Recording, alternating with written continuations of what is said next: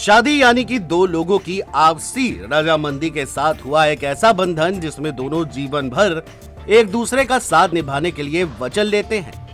पर आज के जमाने में शादी जैसे मानो गुड्डा गुड़ियों का एक खेल हो गया है और उसी शादी की आड़ में लोग ऐसे ऐसे कारनामे करते हुए सामने आते हैं जिसको देखने और सुनने के बाद आपके होश भी उड़ जाएंगे। ऐसा ही एक ताजा मामला इंदौर से सामने आया जिसने सबके होश उड़ा दिए।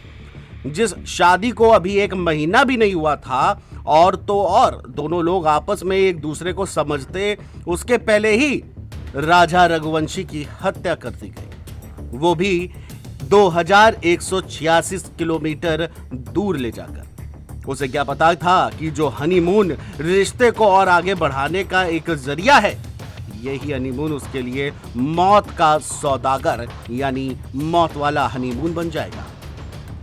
आपको बता दें कि 17 दिन पहले राजा और सोनम शिलांग के जंगलों से गायब हो गए थे। 2 जून को राजा की लाश मिलती है और फिर तलाश शुरू होती है सोनम की, जिसके लिए परिवार से लेकर पुलिस तक हर पहलू के जरिए सोनम की तलाश करने में जुट जाती है, जिसके लिए गृह मंत्री से भी अपील की जाती है कि किसी भी तरह से बेटी सोनम को ढूंढकर वापस ला दिया जाए। अब इस केस को इंदौर और मेघालय पुलिस ने काफी हद तक सुलझा लिया है।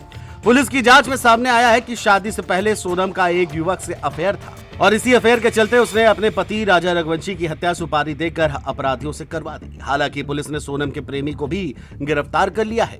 इंदौर में सोनम का प्लाईवुड का बिजनेस है। यहीं पर राज कुशवाहा नाम का एक युवक जॉब करता था जो उम्र में सोनम से 5 साल छोटा है। उसे बिलिंग की जिम्मेदारी मिली थी। काम के दौरान सोनम और राज का अक्सर आमना सामना होता था, खूब बातें भी होती थी, फिर दोनों में इश्क हो गया और इसी बीच सोनम की शादी राजा रघुवंशी के साथ फिक्स भी हो गई। दोनों परिवारों की सहमति से राजा और सोनम की शादी इसी साल 11 मई को धूमधाम से हुई। सूत्रों के मुताबिक सोनम ने राजा रघुवंशी के मर्डर की प्लानिंग शादी से ही पहले कर ली थी। प्रेमी राज कुशवाहा के साथ मिलकर सोनम ने राजा के मर्डर की ऐसी साजिश रची कि किसी को भी उस पर शक ना हो, इसलिए उसने राजा का मर्डर करवाने के लिए सुपारी किलर हायर किए। सोनम ने वारदात की जगह ऐसी चुनी कि राजा की लाश किसी को ना मिले। इसके लिए उसने राजा से जिद कर हनीमून डेस्टिनेशन शिलांग चुना। वो साजिश के तहत राजा को शिलांग के पहाड़ों पर ले गई। यहीं पर सुपारी किलर्स ने राजा की हत्या कर लाश को खाई में फेंक दिया। पुलिस को राजा की लाश बिल्कुल सड़ी गली अवस्था में मिली। वहीं सोनम मेघालय से फरार हो गई और यूपी के गाजीपुर चली गई।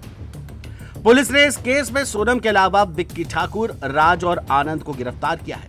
अधिकारियों के मुताबिक राजा पर पहला हमला आनंद ने किया था। तीनों मध्य प्रदेश के ही रहने वाले हैं।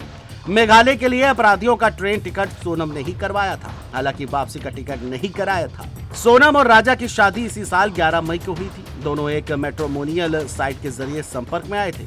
शादी के बाद सोनम ने शिलांग में हनीमून बनाने का प्लान बनाया था। जो दोनों शिलांग गए, यहीं पर राजा की हत्या कर दी गई। हत्या के 17 दिन बाद सोनम को पुलिस ने यूपी के गाजीपुर से गिरफ्तार किया है। बहरहाल सबसे बड़ा सवाल यही उठता है कि आखिर इश्क किसी और से था तो सिंदूर किसी और का क्यों लगाया। सवाल यह भी उठता है कि आखिर हत्या की आवश्यकता क्यों पड़ी। चाहते तो शादी से इनकार भी किया जा सकता था। सवाल यही है, क्या इसके पीछे इश्क की बात सामने आ रही है या मामला कुछ और है। Desk report, JMT news.